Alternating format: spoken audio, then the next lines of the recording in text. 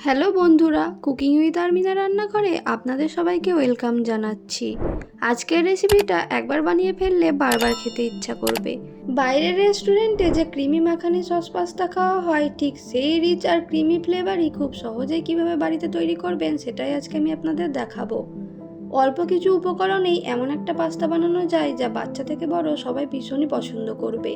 তাহলে চলুন আর দেরি না করে শুরু করা যাক আজকের রেসিপিটি। প্রথমেই একটা কড়াইতে পর্যাপ্ত পরিমাণে জল গরম করে নিচ্ছি।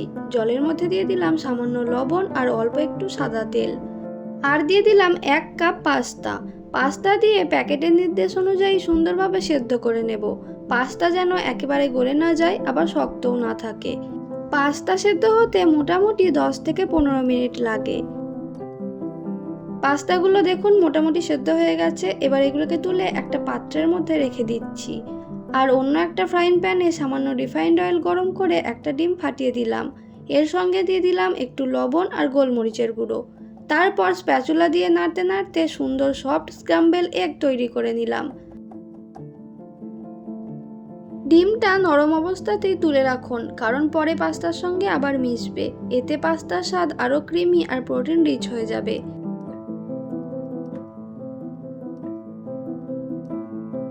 ডিমটা ভাজা হয়ে গেছে, এবার এটাকে আলাদা করে তুলে রাখছি। একই প্যানে আবার 2 টেবিল চামচ রিফাইন্ড অয়েল দিয়ে প্রথমে কুচানো রসুন দিয়ে দিলাম। রসুনটা হালকা গোল্ডেন হওয়া পর্যন্ত ভেজে নিলে খুব সুন্দর একটা গন্ধ বের হয়, আর সেখান থেকেই সসের আসল ফ্লেভার শুরু হয়। এরপর দিয়ে দিলাম কিউব করে কেটে রাখা পেঁয়াজ।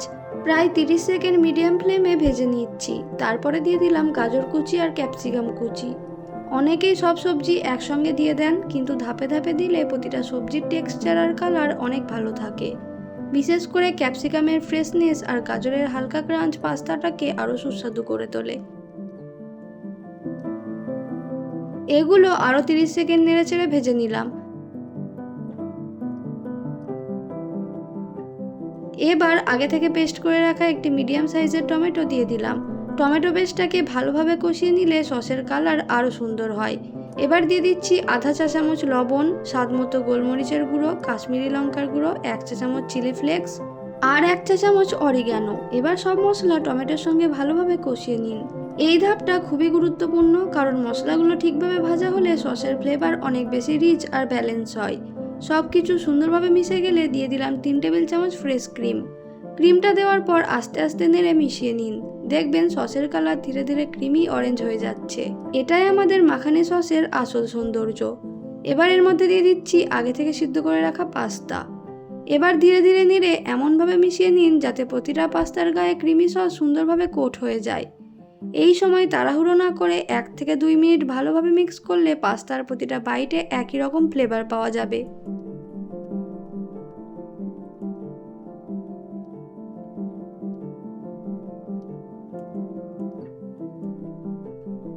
সবশেষে দিয়ে দিলাম 1 টুকরো বাটার। বাটার গলে যাওয়ার সঙ্গে সঙ্গে সস আরও সিল্কি আর ফ্লেভারফুল হয়ে যাবে। এবার গ্রেটেড চিজ আর আগে থেকে তৈরি করে রাখা স্ক্র্যাম্বল এগ দিয়ে আবারও কিছুক্ষণ আলতো করে মিশিয়ে নিলাম। চিজ গলে গিয়ে সসের সঙ্গে মিশে যাবে আর খেতে অসাধারণ লাগবে। এই ছোট্ট ফিনিশিং টাচটাই পুরো পাস্তাকে একেবারে রেস্টুরেন্ট স্টাইল করে তোলে। আমাদের ক্রিমি মাখানি সস পাস্তা একেবারে তৈরি। দেখতেই যেমন লোভনীয়, খেতেও ততটাই সুস্বাদু। বাড়িতে একবার বানিয়ে দেখুন, ছোট থেকে বড় সবাই নিশ্চয়ই প্রশংসা করবে। আজকের ভিডিওটা যদি আপনাদের ভালো লেগে থাকে তাহলে অবশ্যই একটা লাইক করবেন। আজ তাহলে এই পর্যন্তই বিদায় নিচ্ছি। সবাই ভালো থাকুন, সুস্থ থাকুন।